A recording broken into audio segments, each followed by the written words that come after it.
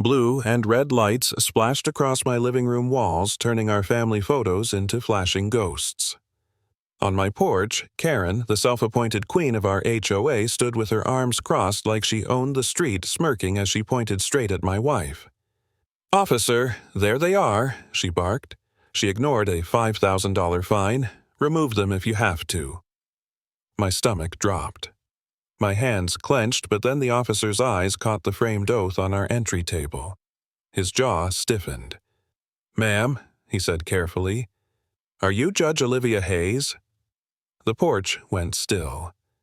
Karen's grin cracked like cheap ice. We never moved to Maple Grove for drama. We picked the house because of the maple tree out front that blazed red in October, the wide porch that could hold 3 chairs and a bowl for neighbor dogs, and the cul-de-sac where kids circled on bikes. We thought we were buying peace, but peace doesn't come with a homeowners association obsessed with power. The first letter came after my daughter set up a one-day lemonade stand to raise money for the school library. It wasn't even mailed. It was shoved under our doormat. Big, bold letters. Notice of violation. Commercial activity. A $2,500 fine. At the bottom, Karen's handwritten note. Resolve within 48 hours to avoid escalation. I laughed at first, thinking it was a mistake. My wife didn't laugh. She read the bylaws line by line and proved the lemonade was allowed, the ramp for Mr. Lee, with his cane was allowed, the little tomato planter was allowed. She wrote a polite letter back. Karen's answer, another fine, now $3,500 with a smiley face drawn at the bottom that didn't feel friendly at all. The fines kept climbing. $5,000. Final notice. Threats slipped under our wipers at night. Karen snapped pictures of our car like a private detective circling the tiniest parking mistake. Then, one morning, we dressed for a scheduled hearing at the clubhouse Olivia in a simple black dress binder of notes in hand, and the board just canceled it. No explanation. We went home angry and scared. That's when I started to wonder if we should just pay. But Olivia wouldn't. She's calm, steady, the kind of person who carries a stack of facts instead of shouting. She said, "If we give in once, we'll be paying forever." I wanted to believe her, but I also started to feel the weight of every letter, every neighbor's sideways look, every threat. Then came the night Karen escalated. Rain poured, lights flashing, and she called the cops to our house. She demanded they arrest my wife. She sneered that Olivia wasn't anyone special, just a nobody who thought she was above the rules. But when Officer Ramirez realized exactly who my wife was, the tone shifted. He looked at Karen, then at us, and said, "Ma'am, this is a civil dispute. You called us to keep the peace, not to enforce HOA fines." Karen's jaw moved like a broken puppet. She wasn't used to being told no. But she didn't stop there. Minutes later, a contractor rolled up with a wrench heading straight for the water shutoff by our mailbox. Karen marched beside him, declaring she had authority to cut off our utilities. Ramirez blocked him cold. "Without a court order, touching that valve is a crime," he said. The worker backed away, not ready to be arrested over Karen's power trip. She screamed that we'd do this the hard way and stomped off, heels punching holes in our lawn. My wife exhaled like she'd been holding her breath all night. For a moment, I thought the nightmare might end. I was wrong.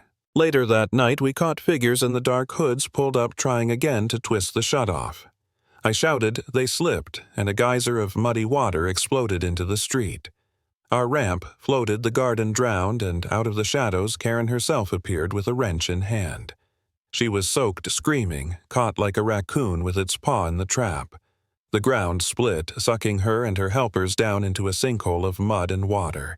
I dropped to my belly, hauling one of them out by the coat collar, while Olivia steadied the rope like a general giving orders.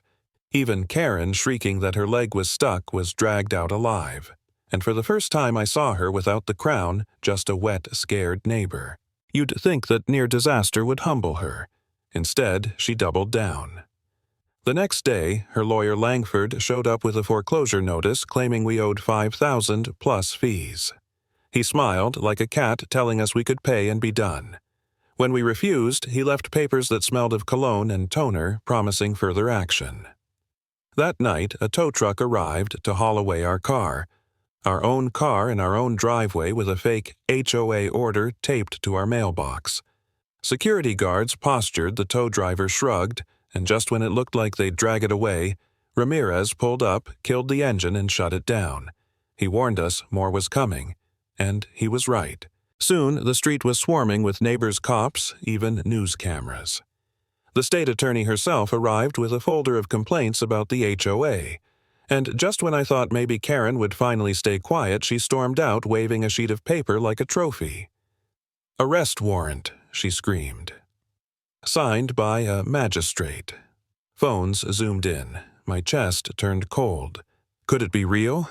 The attorney unfolded it slowly, then laughed once humorless. "This isn't a warrant. It's a forgery.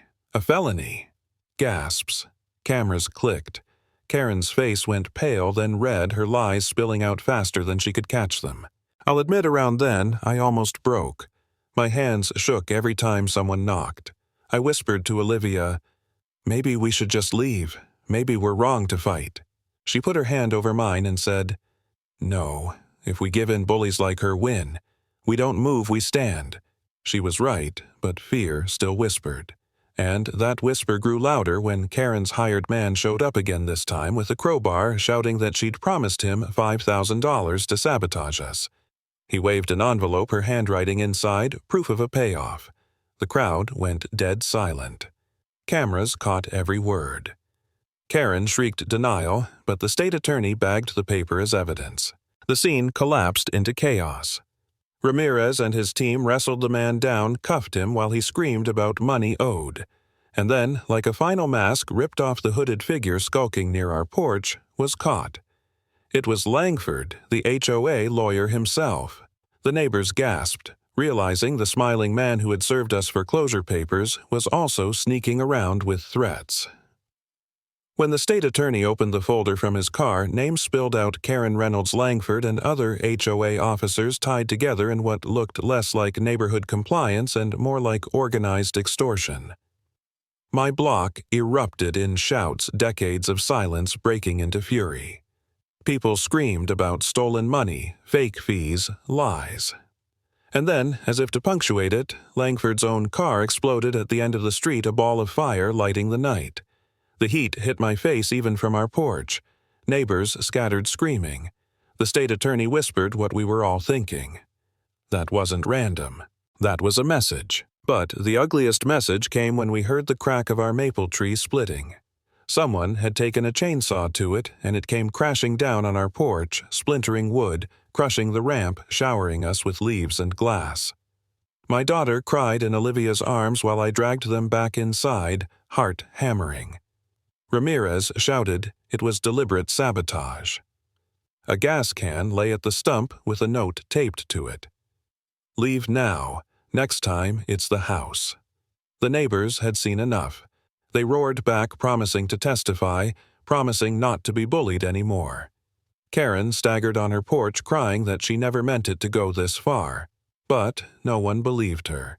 She looked small, her crown gone, drowned out by the voices of the very people she claimed to represent. I stood on my shattered porch, wood splinters and maple leaves at my feet, watching her crumble under the weight of her own schemes. My wife, steady as ever, raised her voice for everyone to hear. "We will not be silenced. This neighborhood belongs to the people who live in it, not to bullies hiding behind fake rules." The crowd roared in agreement. The state attorney nodded, already preparing charges. Karen sat hunched in a blanket mud, on her cheeks a fraud exposed. And I realized the fight wasn't just ours anymore, it was everyone's. That night, staring at the wreckage of my porch, I felt a strange kind of calm. We hadn't just survived Karen's reign of terror, we'd torn the mask off something rotten hiding behind HOA letterhead. And maybe the street would never be perfect again, but at least the truth was out. Bullies thrive on silence, but the moment you refuse to stay quiet, their power begins to crack.